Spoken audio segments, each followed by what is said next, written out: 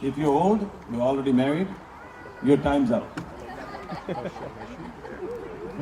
Next life we'll see you. At that time I'll explain things to you. But if you're not married and you're young, you should know what's happening.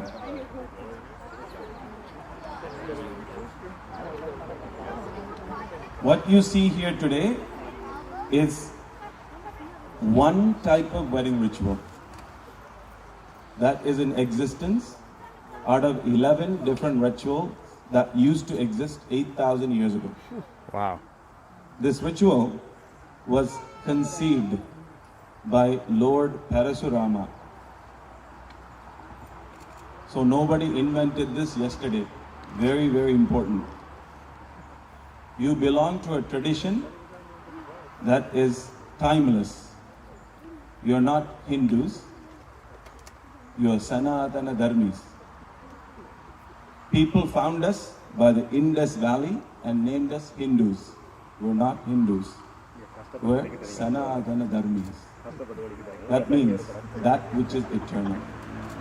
Thambi and Pillai have chosen this location to get married. It is a very appropriate location. As Sanatana Dharmis, we live a life that's balanced. We respect nature, we respect each other, and we live a life that is harmonious with nature. So this is an appropriate setting for this.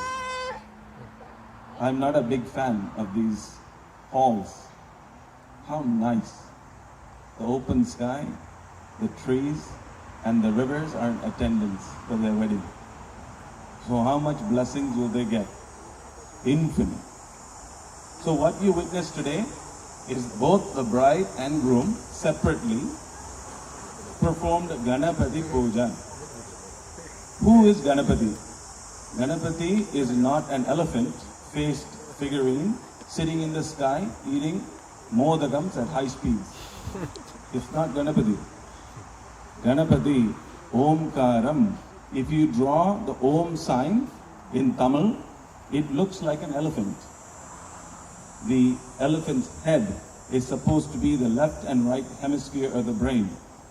The trunk is supposed to be the spinal column. And even the spinal column spout, where the water is drawn, supposed to represent the Kundalini Shakti driving from the base of the Mooladhara Chakram all the way to the top of your brain. An elephant happens to have the largest brain on the planet. It also can map out 4 miles away. It can map out in 3D in its brain by thumping his legs. It can map out a 3D image of anything around its surroundings. It is known to be the most smartest animal, but yet it is so graceful and it's so humble when it moves. It's a vegetarian. It doesn't go beating up other animals and eating them. It lives in harmony. We start the puja so that we too can become like that. Not big-headed, even though you may have a big brain, not big-headed. So that you can begin to see that you are just a small part in this universe. And you can be humbled by such a magnanimous creature. The way it walks, an elephant walks, can put you into deep meditation. So they did puja to that Pranavam, the Omkaram. That's this Ganapati right here. And both Pillai and Thambi. Thambi did puja first, and then Pillai did puja second. Next, what they did was, hold up your hand there. That's it. Raksha Bandhanam. This is called Raksha, to protect, just so that nothing will disturb you during the puja, no rain will come, things like that. Raksha Bandhanam is done. Raksha means protection. Next, they understand that in this great vast universe, in a small mid-sized star called the sun, we live in a small tiny planet. And in that tiny planet, you're a tiny being. That's it. Your lifespan is somewhere between 80 to 100 years, and they want to make the best of it by smiling and being together and being happy. And they understand that, so we do Navagraha Puja. Everybody is very deeply connected to the Navagrahas for some reason, because they think the Navagrahas are affecting them. Sani Ishvara is coming to get you. It's Sani Ishvara. Ishvara means Shiva. Sani Ishvara. Both of them, I chanted mantras for them, so that any Navagraha dosham they may have, it's taken care of. People scare people. Planets don't scare people. People scare people. You have this dosham, you have that dosham, you're like this, you're like that. People scare people. Have you ever seen Sanishwara come down and scare? Did Sanishwara come down and scare anyone? But I'm sure people did. To remove those kind of fears that they have, all the Navagraha Shanti Pujas have been done individually. And the Navagraha, Surya, Chandra, Mangala, Buddha, Guru, Shukra, Shani, Shurikara, Ahave, Kedavi is worshipped. Is the Navagrahas planets? Really? Where is Earth then? The 9 planets, right? They say? Where is Earth? Why haven't you thought about this ever in your life? They say Navagrahas, the 9 planets, right? Where is Earth? Is it there? The Navagrahas? No. So, it's not a planetary system. The Navagrahas are supposed to be what you have turned on in your genes from your parents, all the shortcomings as well as all the good things. Those are the Navagrahas. Obviously, you have parents, and obviously they are not perfect. So therefore, the genetic mutations, genetic information has been passed on to these two. By doing Navagraha Shanti Puja, you can give them a clean slate. Their genetics could be, their genes could be re-modified into slowly opening up so that they can think differently. You don't need to think like where you're from. That is the reason we do puja to Navagrahas. No planets are coming to get you. First of all, you're not that important. Get over yourself. You understand? Second of all, people scare people. No planets scare people. Now, after that, Akshatas was given to them, and we asked, and they said, I am this person, I am Lavan, I belong to the Haridasa Gotram, right? And this is my Nakatram, and I'm here to do this puja. Pulla came and said the same thing. I'm here to do this. Vivava Kala Puja. I want to get married. There's another type of wedding. It's called Gandharvam, where none of you come, including me. I also get away. And only they come to this part. They give each other a flower, and that's it. The wedding is done. Equally powerful. You understand? So, Ganapati Puja, Navagraha Puja. This was done by both of them. Raksha Bandhanam has been tied. Next part is called Kanya Dhanam. Roughly translated in English, which is a basic poor language. How do you know English is a poor basic language? It has not had time to develop. English is a new language. Tamil is the oldest language in existence. So new languages lack the vocabulary to articulate deep emotions. When you say Amma, when you say Akka, when you say Anna, these things carry deep meanings. Instead of saying yo, yo Amma. You can say yo Amma, no problem, but that has deep meaning, right? Now, if you translate Kanyadanam, it roughly translates to giving away the bride. Kanya, woman. Dhanam, to give. Is she a piece of grocery to be passed around and given away? How can you give away a human being? Does that make any sense? That's not what it is.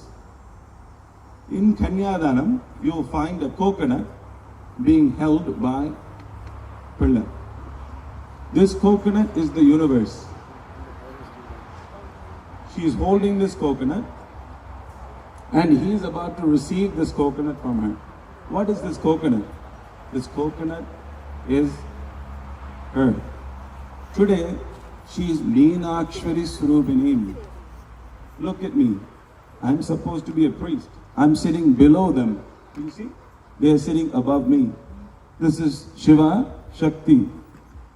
So today, everybody sits below them. If you want grace. Maybe if you sit like that, I don't know what you get. But definitely, I'm getting grace. I know that. So she is able to bless now. And he is able to bless. When she walked in, we chanted, Jada Veda se Sunavama Soma Marati Yadonidaha. From the 4 Vedas, she came about. That's what we were chanting. When he walked in, we chanted Purusha Sukta Vidhanam. Sahasra Shisha Purusha Sahasracha Sahasrabha. The one who can see infinity. So they are supposed to be Kameshwara and Meenakshari Swarupini. So what do we do now? The bride's parents and the bride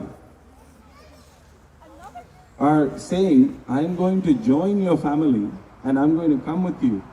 And the groom and the groom's parents are saying, okay, you are such, you are the Graha Lakshmi, you are the light in our life. You are the light in our lives. And because you're the light in our lives, we're going to give you a key. They don't do this anymore. They used to back in the days. Now they put a ring. This key that they put on top of the coconut, today you'll see a ring, is supposed to represent all the wealth in their family. On the groom's side, all the respect in the family.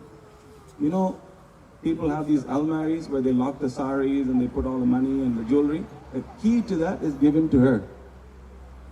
So, the family of the groom completely understands their wealth, health, all the propagation of all good things will come from her.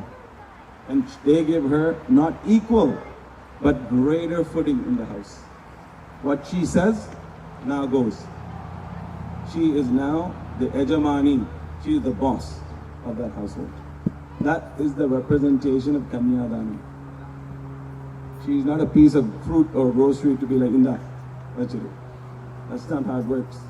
How you treat her will directly impact how much money, how much health, and how much wealth in your life you'll accumulate.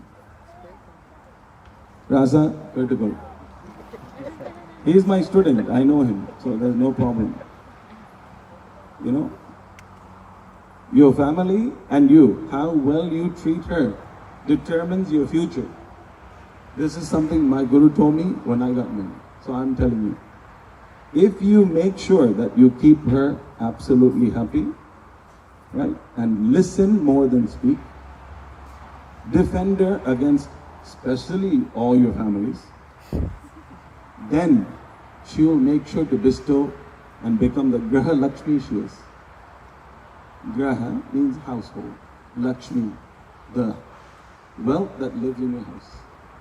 This is the meaning of Kanyadana. Anything short of this, you lost it. You missed the boat, you missed the spaceship, you missed everything. Okay? After this, we are going to be performing Ganapati Homam, me and Thambi. After Kanyadanam, Pilla will go get changed and come back. And then Mangalyadanam. Everybody understands? Yeah. These 2 kalasams here represent both of them. Shiva Shakti. This is why I'm sitting here and they're sitting over there. Okay? All right. Awesome. Thank you for listening. Ayya, thank you.